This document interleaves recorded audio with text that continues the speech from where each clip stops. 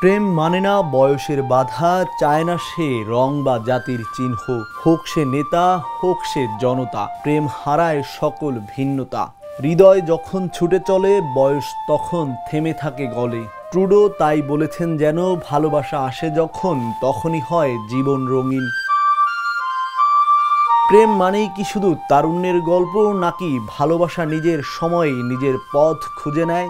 এ প্রশ্ন আবারও সামনে নিয়ে এলেন কানাডার সাবেক প্রধানমন্ত্রী জাস্টিন ট্রুডো। 60 বছর পেরিয়েও তিনি আবার প্রেমে পড়েছেন।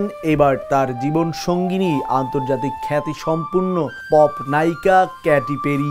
দীর্ঘদিন গুঞ্জনের পর অবশেষে এক প্রমোত্তরিতে তাদের দেখা গেল অন্তরঙ্গ মুহূর্তে। প্রথমবার এ জুটিকে দেখা যায় চলতি বছরের জুলাই মাসে। তখন কেউ তাদের সম্পর্ক নিয়ে নিশ্চিত ছিল না, কিন্তু এবার সেই গুজব যেন সত্যি করে দিল একাধিক ছবি ও ভিডিও, যেখানে স্পষ্ট দেখা যায় ট্রুডো ও কেটি একে অপরের মাঝে রোমাঞ্চে ডুবে থাকতে।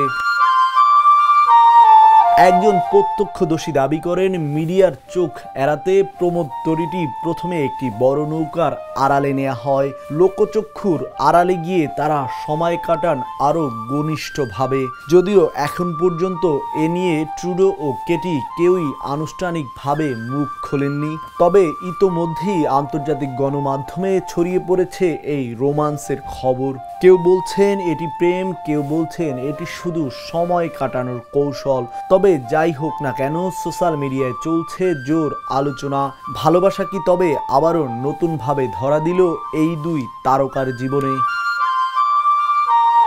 রাজনীতি থেকে বিরতি নিয়ে ট্রুডো এখন ব্যক্তিগত জীবন উপভোগ করছে। আর সেই জীবন যদি প্রেমে রঙিন হয়, তবে তা নিয়েই বা প্রশ্ন কেন?